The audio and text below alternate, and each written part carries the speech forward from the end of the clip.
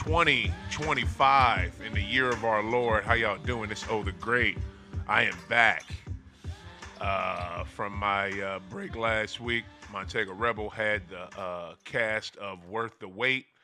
The weight of the weight. I'm sorry. The weight of the weight. They were in here. What up, yo? They were in here last Sunday. Montega Rebel held that down. Well, I got to get my bike ride in. Montega Rebel will not be joining us today. He is on a plane. He is flying back from Philadelphia, where he has performed another one of his shows in the going on tour with Dave East, nationally known recording artist. So major props to Montega Rebel for doing his thing. Keep doing your thing. Rebel is out here killing it. But you got the host today, OThaGreat. How y'all living out there? Oh, I guess y'all doing good. We're gonna start. We're gonna start in the obvious place of was watching Cavs Indiana Friday night. It was a blowout. It got whacked. So guess what? I cut on. I cut on hockey. I went to Panthers versus Maple Leafs. I have never left the NBA playoffs for NHL playoffs. I have never done that, but I guess in my 45th year of life, that's what we did today. And that's what we did on Friday. I'm not gonna front. It was a really good game. Went into double overtime. What is it? Panthers ended up they were winning the whole most of the game, and I guess Toronto tied it up late, and then it ended up being 2-2 for the longest. And then guess who comes in? You good? Guess who comes in? Florida. They come in there and they end up getting the win. I can't believe they got the win, but they got it. The NHL champs, they still in business. They were down 0-2 in their series, and they were able to get a Game 3 win at home that they truly needed. It was a little different with us.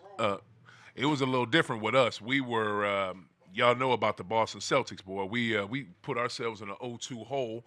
But y'all saw what we did last night. That's why I'm repping today. You know what I'm saying? I got my stuff on. So I'm excited. We got a much-needed win. Now it's a series. You know what I'm saying? Now it's a series. It looks the way it's supposed to look. We're down 2-1, but we won in MSG, which we were supposed to. Weren't supposed to drop 2 at home, but, you know, let's jump into this series. Y'all see what it was, Game 1. Shot 63s, missed 45 of them. So many uncontested threes, too. I don't even want to get into all that. But never have I seen a team, and I don't think this has ever happened before, miss 45 three-pointers. But we definitely did it. That was Game 1. So you figure, right, Game 2 at home in the mighty, mighty Boston Celtics Garden, you would think, okay, they're not going to do the same thing twice, right? Yeah, they're not going to come out and just hoist a bunch of threes and lose. Well, they shot less threes and lost Game 2. And the reason why they lost Game 2 is just like in Game 1, Coach Mazzulla is getting out coached by Tibbs. He's coaching circles around this man. To me, these were the telling things to me in the last seconds of Game 2 and Game 2, because Game 1 went into overtime. Okay, so the first one was Missoula's so into this hacker Robinson. He's so into this hacker Mitch. I think it's dumb. 18, there you go, number 18, y'all. Got it last year. I think this hacker Mitch is stupid. I wish he would stop the shit. There is no need to do it. You can win without that. This is not early 2000s and Hacker Shack. Like, you are not Greg Popovich. You are not playing the fakers. Like, you do not need to do that. But he got Coach Joe got baited into fouling Robinson, because right before he did the hacker Mitch late in the fourth quarter, OG Tibbs, coach of the Knicks, was about to bring in, what up, Barry? Was about to bring in OG off the bench. He saw that Mitch was still out there. He saw that Joe got excited and Joe was going to foul him. And guess what? He fouled him. Waited before he put OG in. He fouled dude. Once he went to the free throw line, he swapped him out, put OG in, took Mitch out. Now what you did, you put the Knicks in the fucking bonus for the rest of the goddamn game. Way to go, Joe Mazzulla. You put the Knicks in the bonus. Now it's 24.2 seconds left in the game. Y'all know the shot clock ain't nothing but 24 seconds. They do a line drive. JT finally just goes straight to the cup. finally. I think that might have been the first time he did it all the fourth quarter. He goes straight to the cup, scores. Guess how much time is left? 18.7 seconds is left. You're going to give the Knicks, who you can't stop in the fourth quarter, in the last two games, you're going to give them the ball with 18.7 seconds left. Oh, yeah, and guess what? They're in the bonus. They're in the bonus, so they don't even need to get a shot off. All they have to do is get fouled. And that's exactly what happened. They gave it to their closer, Brunson. Brunson puts up some bullshit, flops a little bit, gets a foul, goes to the free throw line. They go up. They go up a point. What is it? Boston has the ball left with 12 point something seconds left. Instead of a play that involves the rest of the team or involves maybe two or three members of the team, it's really just JT for the same exact play they did the play before that. Let me just do a line drive straight to the basket. Mitchell Robinson was guarding JT on the first time he did it when it was 24.2 left. He went right around Mitch. No problem. This time, Mitch was ready. Mitch stopped him. Guess what? They got him in the corner, double-teamed him, and then Mikal Bridges comes out of nowhere, knocks the ball out of JT's hands. Boom. That's game two. You know what I'm saying? Happy Mother's Day to all the mothers. Right on, Barry, for that. So it's just like they played themselves in game two as well. They just played themselves. And the thing that I hate is that you did this in the Garden. You did this in Boston. Like, it's sad, but the saving grace is what? They play better on the road. So you jump to last night. In last night's game, they went off. They led Boston. They led the Knicks throughout the entire game. Largest lead was 30, and they held it down. They did exactly what I expected them to do. This is what now us Celtic fans of the champs. We expected them to do this in the first game. In the first damn game, they were supposed to do this because there was no reason for you not to do this in game one or game two. But game three, they finally did it, and it was in New York. So it was fitting because Knicks fans have been on a high for the last few days, tearing up my girl Bria Marie on Twitter, just talking reckless and shit. And I get it because they hype. They haven't. When was the last time they won the first two games on the road of a series? Probably the 90s, if that. So I give them props. They're hype. But a lot of them already knew what it was. Yeah, we play great. We play great in the Garden, in Boston Garden, but we play atrocious at home. And guess what? They did. They did not have a lead at all in that game. They got boat raced by the Seas. And the Seas Joe already don't like to play the bench, right? He's scared as hell to play the bench. He definitely was not playing that. He was not playing his bench until Tibbs put up the white flag and pulled his starters out. He was not taking a starter out. And even when he put his bench in, who'd he still have out there? 6 Man of the Year, PP, Peyton Pritchard. He still had dude out there because he was scared. I don't like the fact that Mazzulla won't play a bench. I really you need everyone that's on your bench is a championship experience because they were on that team last year, and you all wanted to re-up. You all wanted to keep the same core, same team. Hell, not even the same core. You wanted to keep the same team. You didn't want to change a damn thing. Okay, that's cool. Well, why, if you haven't changed anything, then why don't you play a bench? Why don't you play a bench player? Like you have Xavier Tillman on that bench. He has everybody has NBA experience, but you got Xavier Tillman. Yo, Just close that door for me over there, please. Not your door, the daycare room door. What is it? You have championship experience on that bench. You got Torrey Craig, who was on two championship teams with the Milwaukee Bucks and hell, the Suns. I think the year that both of them made it to the finals. You have that going for you. You've got Xavier Tillman.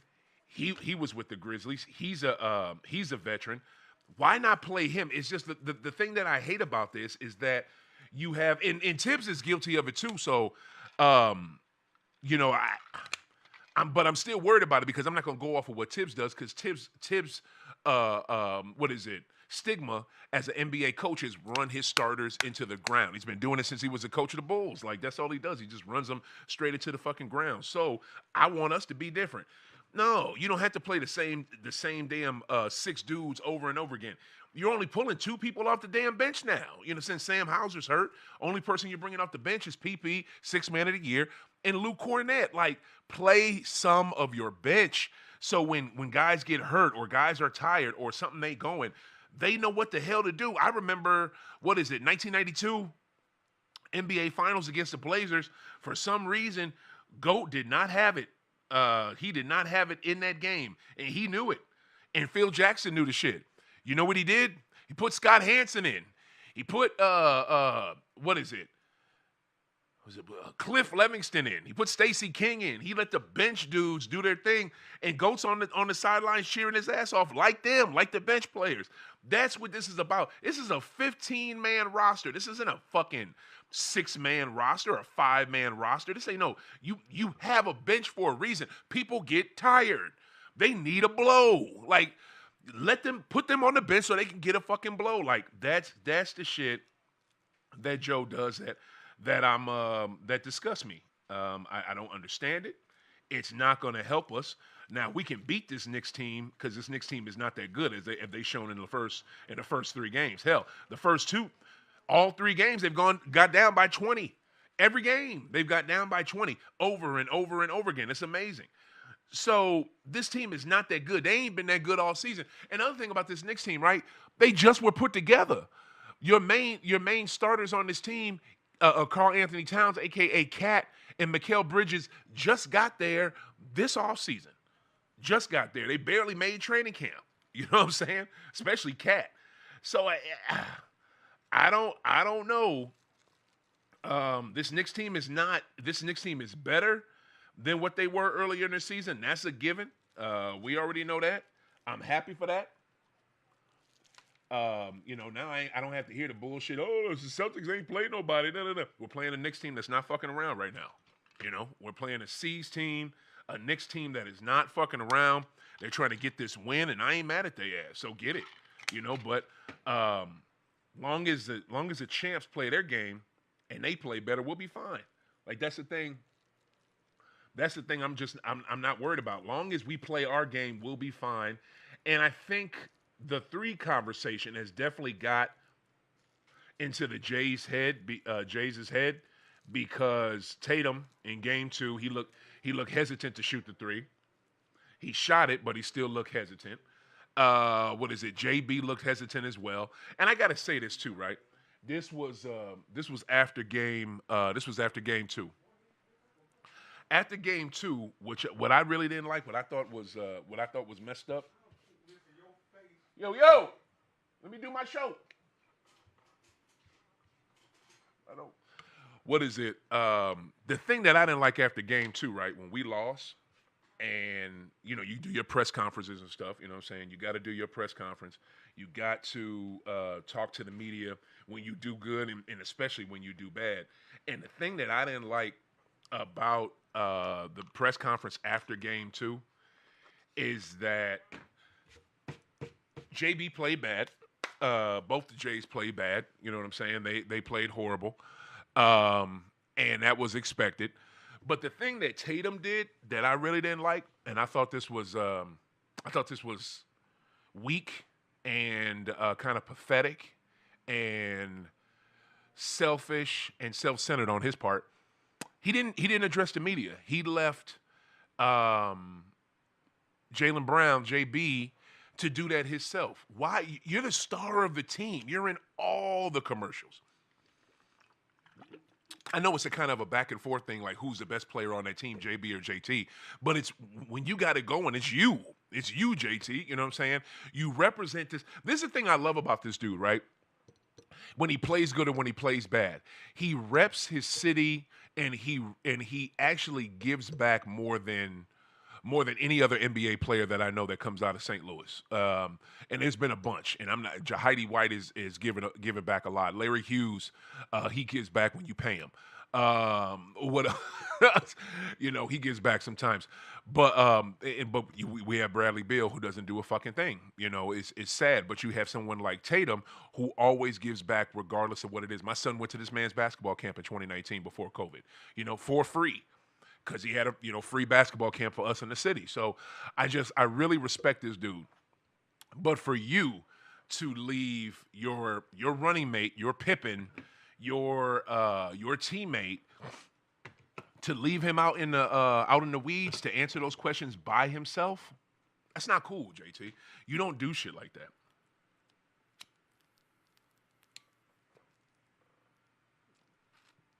The reason why you don't do it is because you have to take your lumps. You get paid millions of dollars to talk to media if you win or if you lose, if you play great or if you stink up the joint. You still have to do your job, and I just thought that was a weak move by him. I get why he didn't want to talk to him. I get it because it was literally deja vu, Groundhog Day, like I heard on damn Lebitard's show earlier this week after Game 2. They kept playing the goddamn Groundhog Day, fucking Sonny and Cher shit. If you've never seen Groundhog Day with Bill Murray, watch it. You'll get what I'm talking about.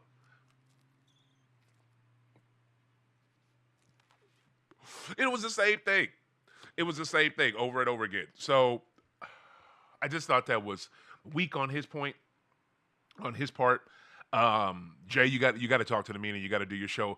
Those of you who would like to chime in with your questions, concerns about the NBA playoffs, anything under the sun, also this horrible shit that this administration is doing, because what they're doing to these U.S. citizens that are getting arrested for just existing in this country, and these are U.S. citizens.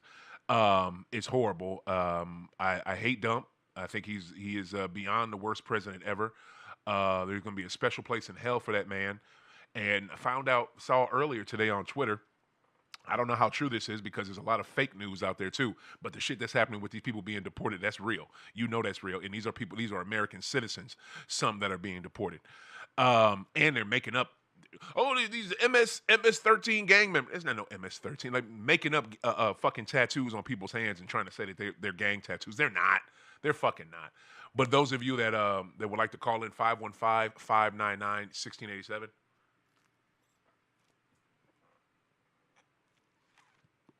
515-599-1687.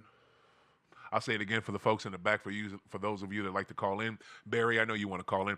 515-599-1687 with any of your questions, concerns about NBA playoffs, cannabis news, or this authoritative dictatorship government that we're under. Too bad you didn't vote, Justin. Should have voted. Not for yourself. And the 15 million of y'all that sat it out. Wonder what y'all think now about this shit.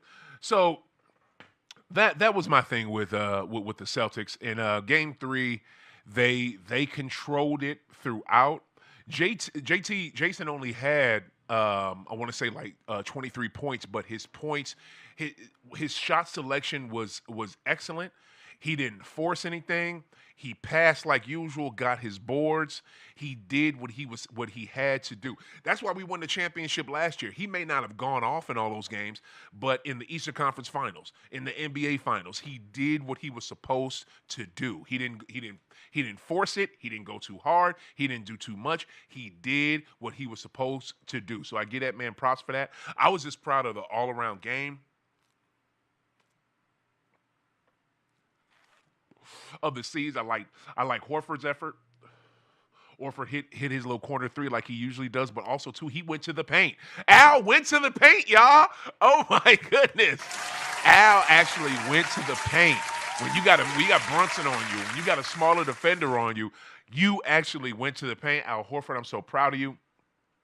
There's not too much you can really say about Al, right? Because this man's 38 years old, and he's balling out of control.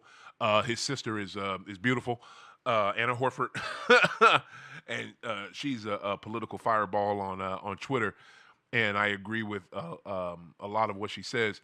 But Al, the thing that pisses me off with him, he does not go to the paint when he is supposed to. Like, Al, get your ass on that paint. I don't give a fuck if the cat is smaller than you or the same size. Just get in the paint, my dude, because guess what? It's easier for you to get points that way. That's a higher percentage shot. Also, too, If you haven't noticed, Al, your three ain't draining like that. It's not. It's not like you hit some in game three, which was a welcome sight, but your percentage is not good, sir. Please take more mid ranges. Like just take like I wish Al would shoot like how KG would when KG was with the C's and Ray Ray and Truth were like, hey, uh what is it? Shoot a three ticket, shoot a three big ticket, shoot a three. He was like, hell no. He would take that step in and boom and drain it. And his mid range was sick. Like KG's mid range was unstoppable. You couldn't really do nothing with it with his height, his length. It was almost like KD's, almost as wet as KD's. So I just wish Al would take a step in. But again, I hope I don't know what's going on with Prozingis. I pray he feels better because he gave us a little something in game three. Gave us slightly gave us less in game two and nothing in game one. He's got a illness, a respiratory thing. It's like it's taking his energy from what he can't. He doesn't have the stamina, like he can't breathe properly. I don't know what's going on with my guy. I want him to feel better. Need him to feel better. But those of you that think that we cannot win this championship without Prozingis, you obviously weren't watching last year. Prozingis is the reason why our record was why we had 60-some wins in the regular season, and he is the reason why we ran through the league in the regular season. We were a juggernaut in the regular season. Couldn't nobody see us. Juggernaut in the postseason as well, but you had teams that had stuff that they were dealing with.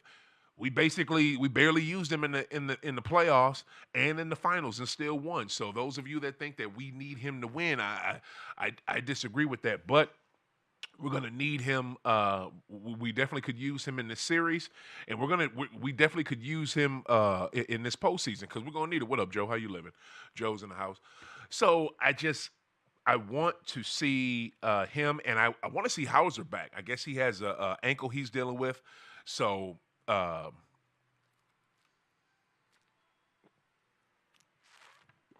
I hope you get well, Sam. We need you to get better. Sam, you are a much needed bench player off this team, so please hurry up and get better. I was going to stick Eastern Conference, but since I brought up a bad ankle, let's go right to they played last night, Golden State in Minnesota. Ant-Man, he's literally damn near everything you want out of a pro athlete.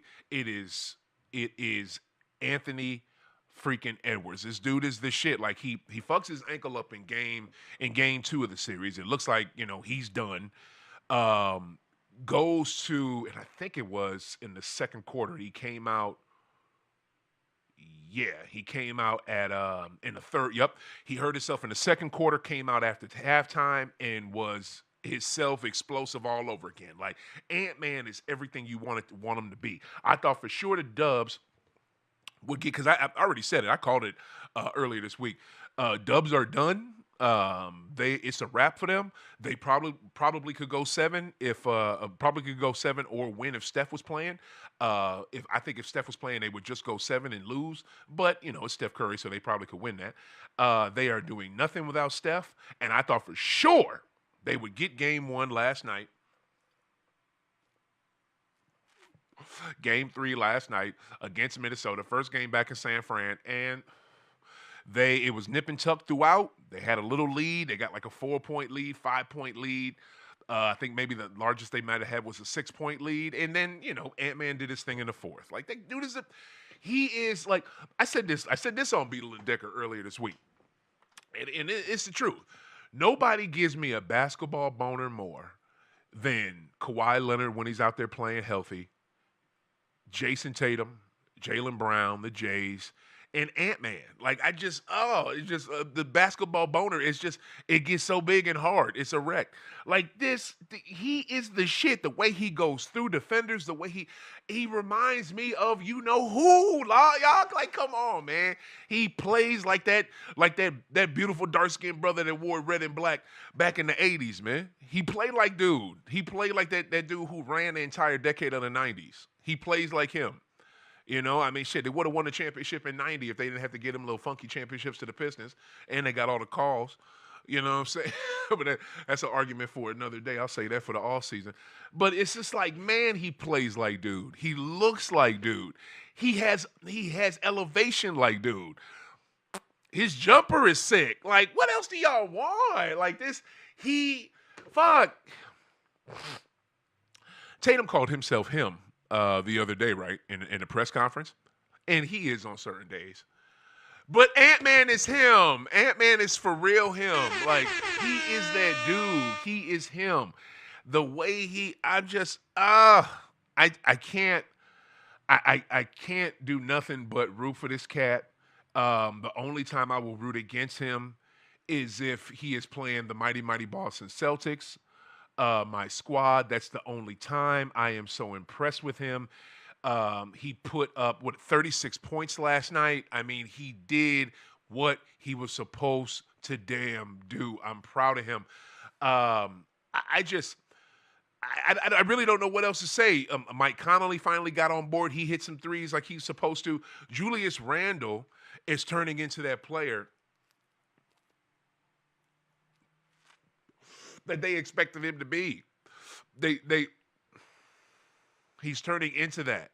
He's turning into that player that they expected him to be when they made the trade. And I thought the trade for the Knicks, I thought the Knicks were the clear winners in that trade because, you know, you got Cat and you got Mikal Bridges. And Mikal Bridges wasn't part of that trade, but Mikal came from something else. All them picks they gave up. They gave up a gang of first round picks. I want to say 6, but that just sounds too high. But I think it's something crazy like that from the Nets when they got Bridges. But I really thought that the Knicks won that trade because they got Cat. He was supremely better than Julius Randle, and also too they gave up DiVincenzo. DiVincenzo, I didn't sleep on him because I know he's good. I would take him on my team right now. He is what you want. He's a spark plug. He's a agitator. He will get on your nerves. He plays great defense. He's got a jumper sometimes. Stop taking threes, Dante, because you don't hit him. You hit him like Josh Hart does. Y'all don't shoot threes like that. I don't know why them damn Nova boys think they can shoot threes. The only Nova dude that can shoot threes like that is Brunson and Bridges sometimes. But I'm just shocked at how, not shocked, let me not say that. I'm just surprised at how good, and it makes sense though. He's a pro. He just got there. He needed time to get acclimated and get chemistry and get used to his teammates and his coach. He has. Julius Randle's been playing his ass off. Like, they're good as fuck. Like, the Minnesota Timberwolves are good enough to get to the finals. Now, the main thing they're going to have to deal with, the winner of Denver OKC. But I think I got OKC winning that. I still can't believe OKC lost that last game. They lost it in OT. They had no business losing it. But we'll get to that in a second.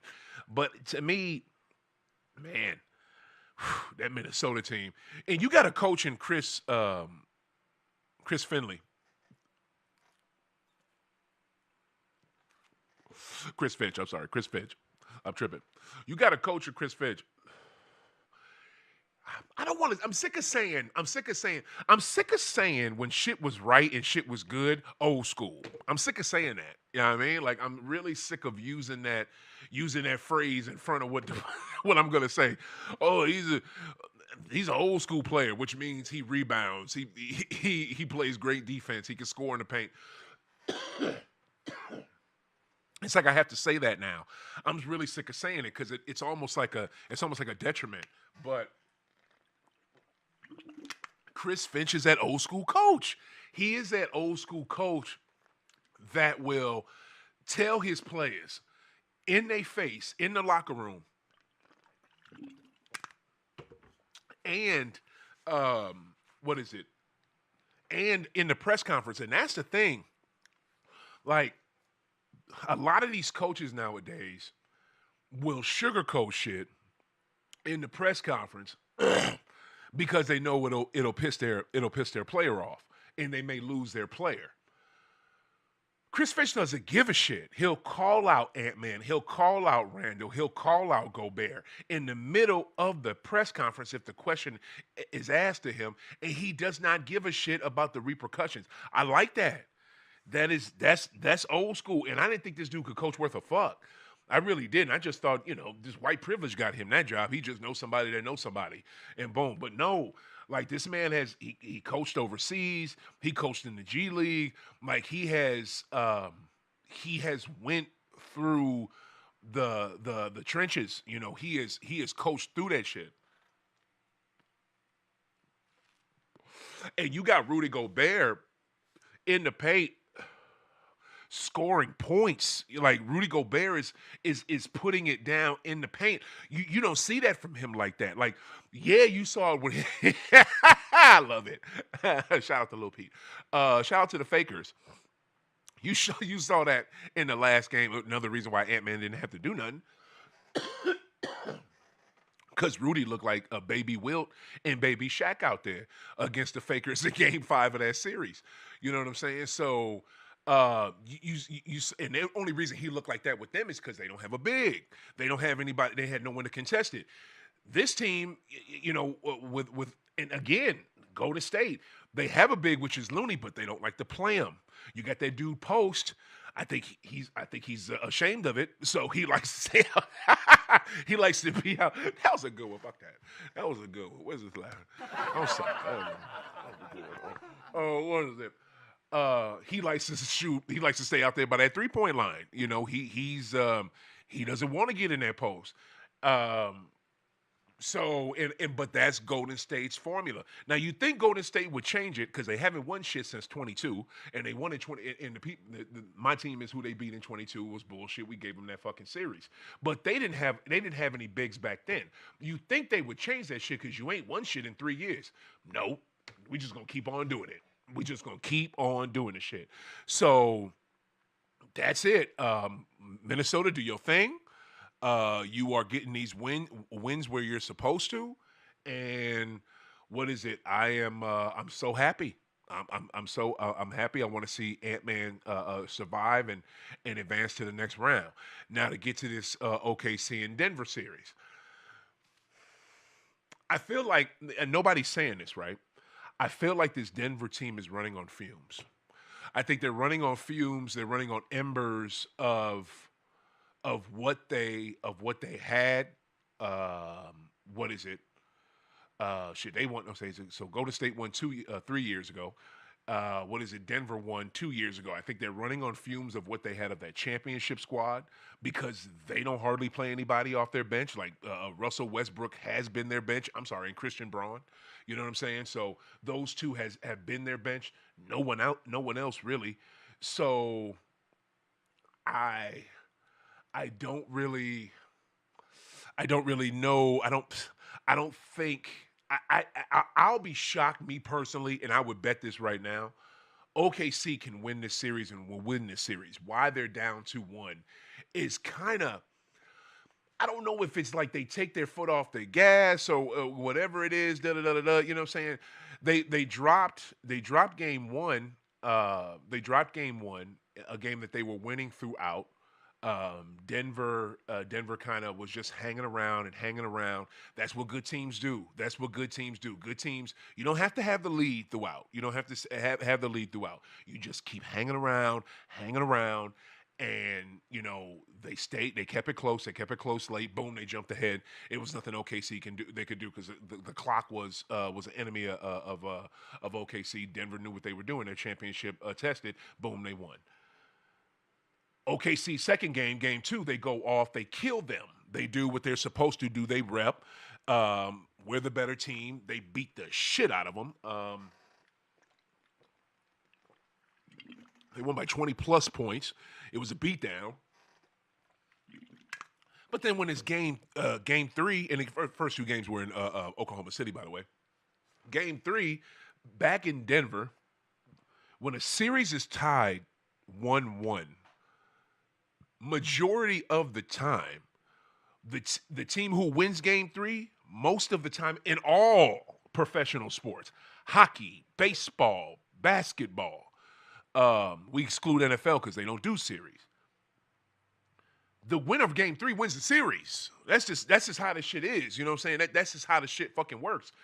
And OKC did not put it down like I knew they would, and they dropped that first game in Denver, and which was game 3. And I'm still baffled by that. Like, that was dumb as fuck. Like, if you want to win this series, like, it almost reminds me of the Mavericks in 2011. Who they play in the first round? Who they play in the first round?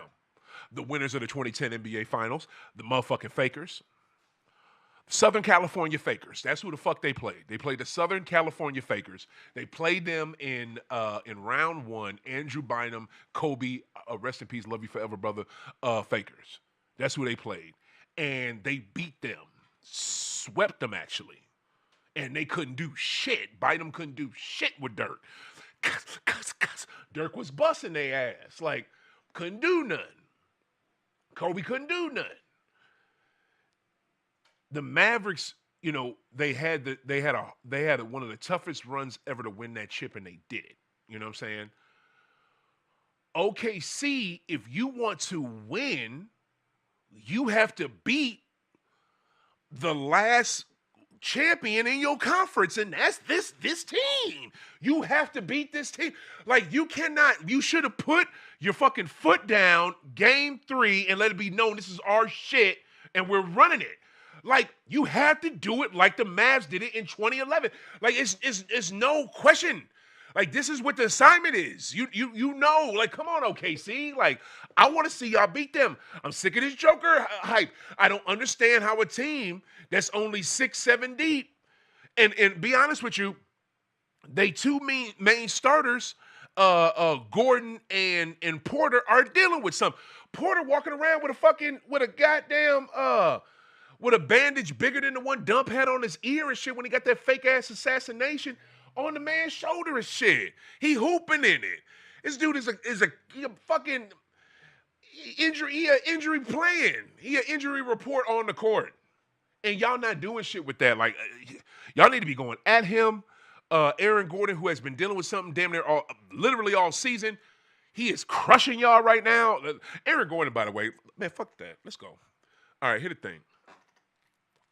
I've been meaning to say this shit. I've been in and out, you know what I'm saying, Easter and stuff, and, last week. Look, that fucking dunk against the Clips, that motherfucker didn't count.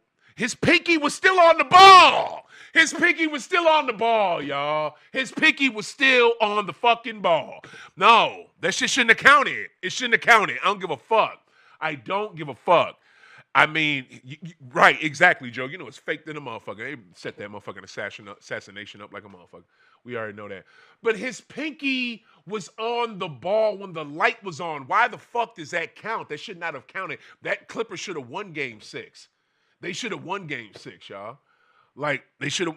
And I just got to say this, man. This NBA playoffs has been great. It's shit, hell, fuck it. I'm gonna say it's been amazing. You know what I'm saying? Like, I was in the family chat. I'm in the family chat with the brothers and shit, and they mad because they teams are shitty, so they want to hate on the playoffs. You know what I'm saying? But you can't hate. It was the first time ever in the second round, home teams lost game 1. That's never happened. This stuff go Denver versus Eclipse. Round 1 was outstanding. Hell, Milwaukee Indy was about to be something till Gary Trent pulled a motherfucking what's my man? Bill Buckner and shit and let the ball go through his legs. Like, you know what I mean? Like, that was about to be a Milwaukee was on track to win that game and get back in that series and push that mug to 6 or 7 games, and look what happened. Gary Trent pull a Bill Buckner. And this is how funky life in sports work. Gary Trent was crushing. He was hitting all threes. This man had one game in that series where he had 9 fucking threes in one game. Gary Trent for the Bucks. I just want to say, man, straight up, I'm so glad I thought of this shit. I've been meaning to say this shit on Beetle and Decker for hellas. Major shout out to the Milwaukee Bucks, man. Y'all got snake bit this year, man.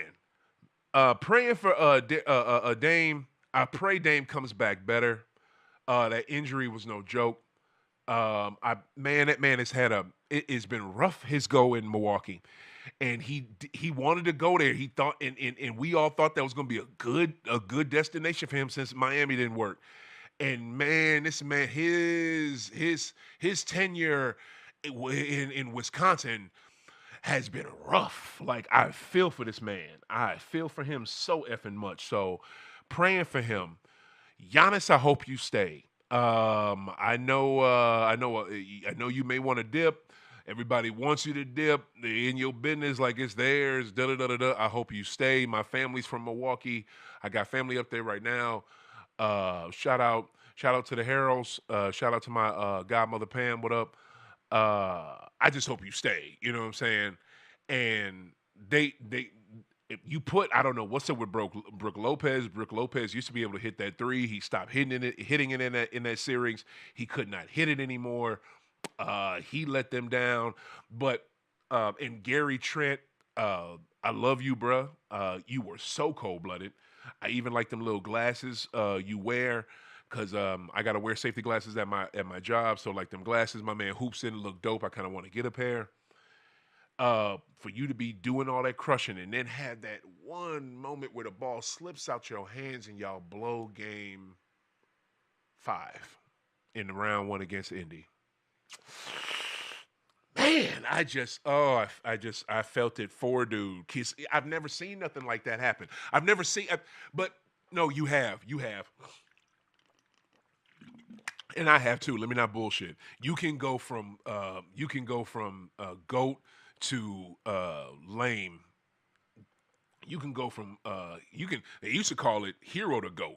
That's because goat used to be the derogatory term for somebody in sports. When you did something bad, you were the goat. Now it's greatest of all time. So f that. You can go from goat to loser real effing fast in sports, real fucking fast. And I just feel sorry for Trent in that moment because I wanted him to win that series. To be honest with you, I had Milwaukee, but I'm gonna say this right now: Bucks fucked themselves um, when they traded Middleton, when they traded. Apologize. When they traded Chris Middleton for soft ass, ain't done shit since he was with the Fakers in 20. Yeah, because was he on it? Oh shit, Barry, tell me if I think he was on that team. I'm not sure. I think he was on that Faker team that won in the bubble, that little soft ass, weak ass NBA final team. The man has not done anything since he was in Southern California. Why in the hell? And I get why you did it because he's younger and he puts up some decent numbers and da da da. That dude has never been clutch. He has never been go to. He has never. I mean, he can be that on the Wizards because the Wizards are trash. The only other thing you have with the Wizards is Jordan Poole, and Jordan Poole is a walking joke. Like he is just a walking basketball punchline. You look at that dude; he is a walking basketball punchline. He plays himself constantly every season. That's why he got kicked out of Golden State. Um, so Milwaukee, that's you played yourselves with that. You know what I'm saying? That's how you did yourselves. But I just want to see OKC do your thing against Denver. Beat them. Okay? Beat them. You can literally beat their ass.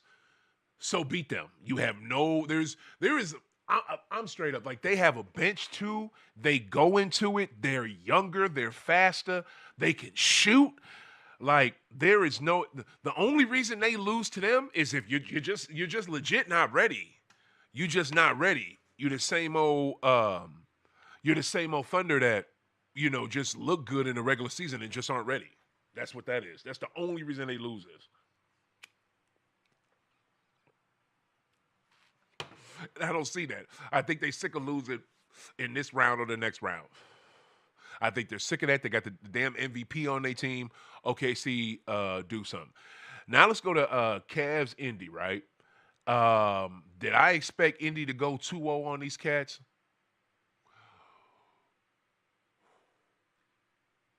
Kinda, because I had them in game one. I knew they would win game one. In game two, when Cavs had 3 dudes out, you got what is it? Garland out for a toe. You got DeAndre Hunter out for Hunter was out, I think, for his oh fudge, I think his arm. I don't know what he was out for. And then Mowgli out, I think, for his ankle or something. You had three major dudes out, two starters. Oh yeah, Indy's gonna win that game. And it didn't look like it because Cavs were winning throughout. I don't think Indy had the lead until the end, and it was the Donovan Spider Mitchell show. Like it was all Spider all the time. It was just let's just sit back and watch him. And then other people did their things. This is the thing. This is why they lost, right? Quarters 1, 2, and 3, it was a Spider show, but also he was getting other people, scored as well. Other people on the team did some. Fourth quarter, especially late, it was all him. Let's just the whole game is just he just go to you know what, man? I I like Spider because when his jumper don't go, he just goes to the thing and just make sure he gets a fucking foul. Like I hate that, but it's that's how you play NBA ball. But man, that's all they did. You know what I'm saying? And low key, I'm jealous of it because I wish JT would do that more. But what is it? He just that's all they did in that game. In that game two was just go to the free throw line, go to the free throw line, send them to the free throw line, send them to the free throw line. And it wasn't enough because all of the Pacers were playing, not just Tyrese. And I saw Tyrese do some shit. It was dope as fuck. Last possession of the game for Indy, they what is it? Tyrese is at the free throw line. He gets two free throws. I think they're down by one. No, they're down by two. He hits one free throw, brings them within one, misses the second free throw, gets his own board, gets the ball, dribbles it to the top of the key, breaks his fucking defender down, takes a three, fucking drains it. They go up one. I'm sorry. No, I'm sorry. They went up two. Balls. And he did the big ball dance after the mug. It was so sick. He broke. Who was guarding him? I don't think it was Spider too.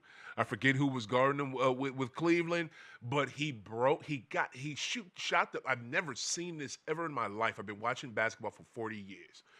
This man gets the board.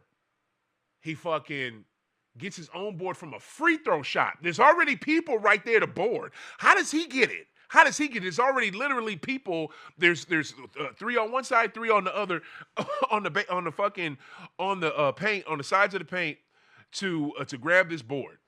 He gets his own free throw miss, gets the ball, dribbles out to the tape, breaks his defender down, like breaks his fucking ankles, drains this bitch. They go up, and then Cleveland gets it, and they can't do.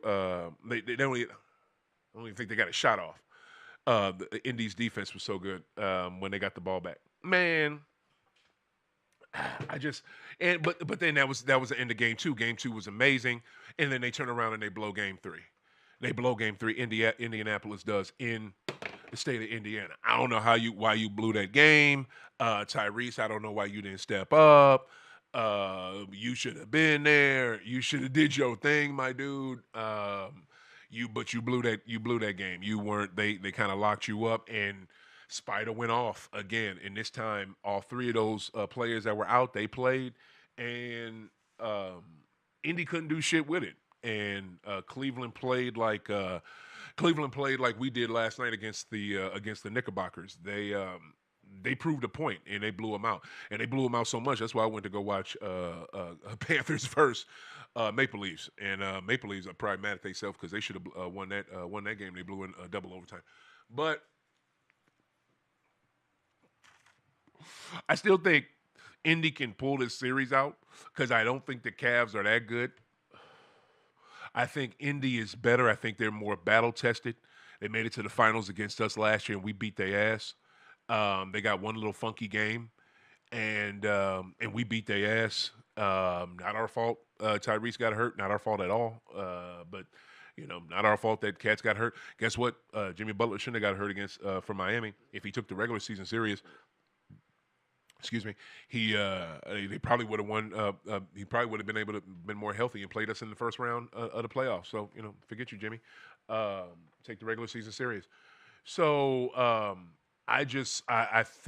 still think Indy is the more battle tested team, the more ready team. Jared Allen is good, but he is a regular season ass player. Like this cat has never done anything in the playoffs that you can remember. Mobley, who just got in a league, is seems like he's more ready for the playoff moment than Jared Allen is. And we're gonna see what DeAndre do. We'll see. So they really need to figure it out. I just, but when you have that Pacer team with Tyrese and I'm gonna jump right to him. Right, Matherson is a badass. Matherson is a badass. Nimhart. Nimhart is good. Like that dude will hit a three that you don't expect. Like good goodness. And the guy that we sent him, he came from our team. We drafted him, Aaron Neesmith. Neesmith is dope. He can come off that bench. He can give you a much needed three, or can give you some energy. He'll take some shit to the cup and dunk on somebody, or get a much needed. That man is good. Like he can hoop. Like that dude can hoop. But the Miles Turner of it all, like the Miles Turner, like if he is on and can give you inside outside, and it's gonna be tough because he's gonna have to deal with Allen and Evan, and probably DeAndre too. When DeAndre gets in the game, it's gonna be tough for him. But if he can go and he can give you them points, because Miles Turner to me, I think is he's always looked like he could be since he got to the Pacers. And I want to say the Pacers drafted him. Since he got there, he looked like he could be one of the best bigs in the league. But it was just his inconsistency, his immaturity, and his health. Those were the three things that were holding him down. He doesn't have that anymore. All three of those are out the way. So if he can just stick this, just giving his team productive ass minutes and doing it, man, I think they'll be great. And there's another, can't remember the other big on Indiana, but yeah, that Indiana team, man, I really think they could do something, and they could be good. They can get back to the NBA Finals, and I'm gonna be honest with you, if we play them in the NBA Finals, it's not gonna be a joke. It's not gonna be a joke. Boston versus Indy is not gonna be a joke. But here's the thing: I'm not even there yet, because it's game 4 for Boston. What else did I want to say? That's probably it about Cleveland. But that Cleveland team, man, Spider too. Spider wants to get to the next round. He's never been to a conference final, and he's been, Western Conference with Utah, and this team. Hell, he's only played for 2 teams. He's never gotten to a conference final, so he's playing like it too, y'all. I mean, this man, when he takes flight, and I know what I said about undersized dudes being your best dude, and da-da-da. I don't look at Spider like he's undersized. He don't play like, what is he, 6'5", 6'4". He don't play like it. He don't effing play like it. Spider is cold blooded. Like, man, that dude.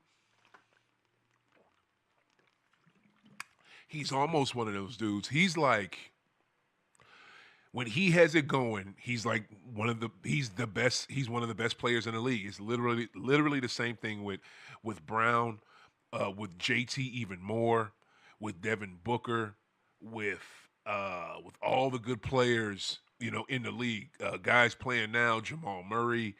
What is it? Oh shit! What am I drawing a blank? Joker. When he's got it going, he can turn it off, turn it on.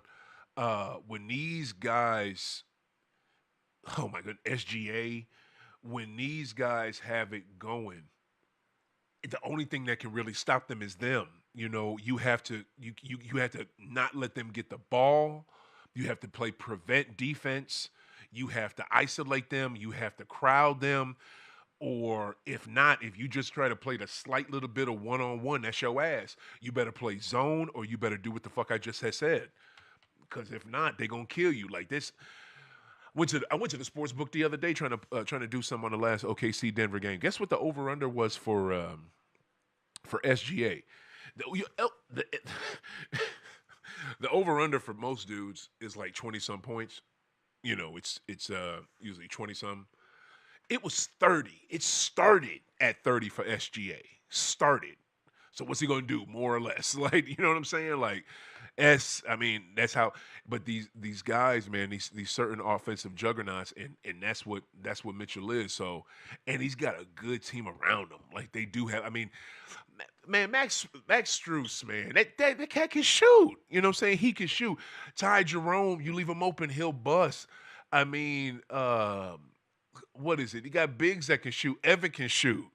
The Cavs, like, this is elite. This is very elite, top level, only these cats in the world type basketball we're seeing right now. Any other league in the world, I don't give a shit who it is, what it is. I would put your three best, your four best, your three best teams in whatever league in any other part of the globe against any of these teams playing right now, and they would bust your ass. Like, the NBA is it's beautiful basketball, y'all. It's so gorgeous to watch. Now, blowout. Nobody wants to see a blowout, but when you see a game that's competitive on every level, offense, defense, coaching, shit talk, because that's a part of the game. I would say timeouts, but that's coaching. You know what I'm saying? When you see a game that's done that on every level, it's elite. It's beyond elite. Yo, we got a wrap? We're done. Where's your it's time to wrap? Huh? Can I keep going or it's time to wrap? Yeah, I said, is it time to wrap? Meaning to my producer Justin. He pulls out a blunt. Say what? Where's the? She not. You want to do another 30? I told you it's 25. Man, I don't want to. Well, I guess I'll wrap. Man, y'all, this was good. I had to get this off. I had to get this basketball off. I wanted to do a video before last night's game. What is it? C's versus yesterday's game. C's versus Knicks. Champs versus Knicks. But I didn't. This is my video right here. Oh my God, these playoffs have been outstanding. Next week we're gonna talk more playoffs, man. Like, we heavy off into it. I'll have cannabis news for y'all. I got you, Barry. 100%. We'll have that next week. I think Rebel will be back next week, and I believe Mr. Price, Josh Price from Price Check Podcast. Check that out too, y'all. Yeah, he's on IG. It's under Price Check Podcast. Check him out. Check his stuff out on YouTube. Young man. He is a delusional Fakers fan, so I had to take that clean 50 off him. Because if you remember on the show, before Easter, he said that not only did he say they would come out the West, this dude said the Fakers would win a chip. He said they would win a chip. Man, I got like three. I got three casualties. Fucked up finger. I got three casualties. I mean, the Faker fans are like Cowgirls fans. They're delusional no matter what it is. That's just what it is. They are. They just straight delusional. Look, and always get them, y'all. But like, look for them this football season when the season starts. When the football season starts, look for Cowgirl fans and let them start off good. Let them get like a 2-0 start. Let them get Let them get a 1-0 start, 2-0 start. It will start right then, and you can get easy money. Do that. Bet they ass. They will fall for it. And if it's a 3-0 start, shit, they'll bet their house. Same thing with Faker fans. They're stupid. I love it. So yeah, come tune in next week. You should be here. Yo, keep soaking. Keep pooping. I'm out. Peace.